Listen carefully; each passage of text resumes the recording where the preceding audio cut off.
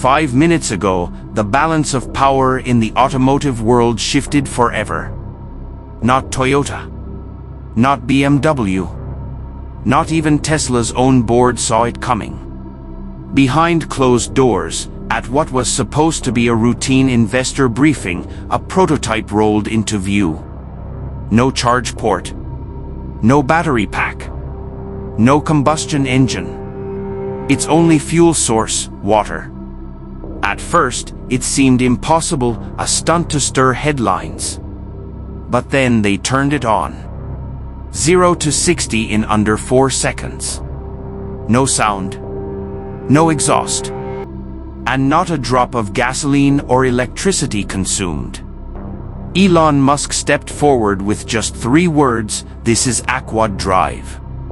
In total secrecy since 2018, Tesla had been building something no one thought possible. A system that doesn't store power, it generates it on the move. Powered entirely by water. Inside, a graphene ceramic ultrasonicator vibrates at over 22,000 cycles per second, breaking water into hydrogen on demand. That hydrogen feeds a microturbine combustion unit. No storage tanks, no compression, no charging stations, no lithium, no cobalt, no rare earths. A modest 40-liter water tank delivers over 800 kilometers of range. Refueling takes under 90 seconds. The only emission, steam. Operating cost? Just 0.7 cents per mile. This wasn't an upgrade to EV technology. It was the death sentence for it. Markets went into shock. Tesla's stock spiked so fast trading had to be halted. Battery producers saw billions wiped away in minutes. Executives from rival automakers canceled press appearances. Lithium mining contracts froze. Hydrogen lobbyists scrambled emergency PR briefings. Because Aquad Drive doesn't just disrupt technology, it disrupts power itself. Geopolitical power. Economic power.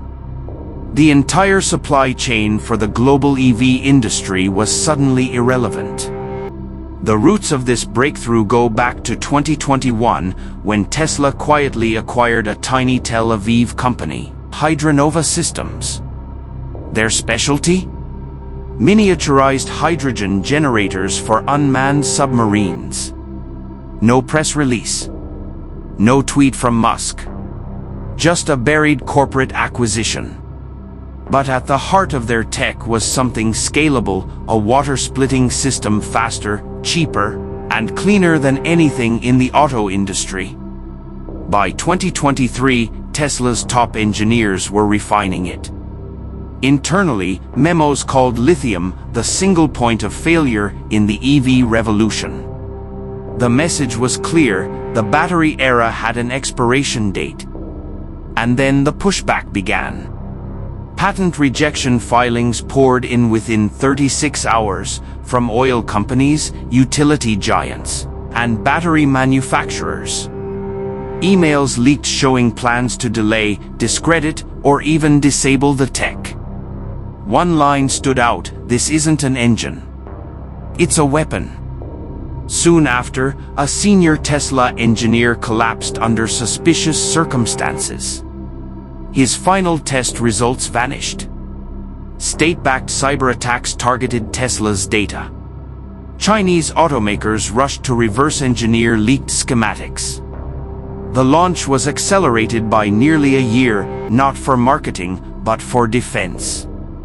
Within 72 hours of the reveal, dealerships reported a 40% drop in foot traffic for EVs. Resale listings spiked as owners panicked about buying into outdated tech. Saudi Aramco lost $29 billion in a single morning. Norway scrapped its national lithium reserve. India passed a hydrogen tax credit in under 48 hours.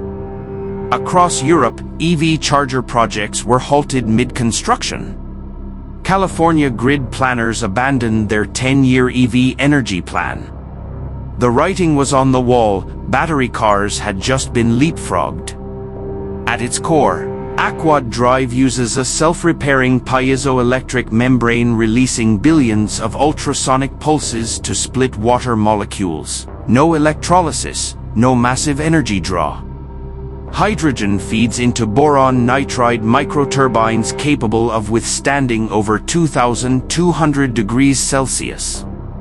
Torque is generated magnetically, no pistons, no crankshaft. Supercapacitors handle braking and power smoothing with zero degradation, while exhaust heat is recycled for an extra 18% range boost. Every drop of energy is weaponized for motion. Then came the bigger shock. Nearly half of all existing Model 3 vehicles could be retrofitted to run on Aquad Drive with a simple drivetrain swap. No grid dependency. No rare earth metals. Complete independence from global energy chokeholds. It wasn't just a new car, it was an exit strategy from the energy monopoly itself. At the final reveal, Musk poured a standard bottle of drinking water into the chamber. Seconds later, the car came to life. No charging. No fuel pump. Just water turning into motion. The symbol was clear: the future doesn't run on lithium. It doesn't burn oil. It flows with water. Wall Street scrambled. Oil nations panicked. Battery kings realized their throne was gone. Because this isn't just about transportation. It's about who controls the world's energy and who loses it. Water propulsion isn't coming. It's here.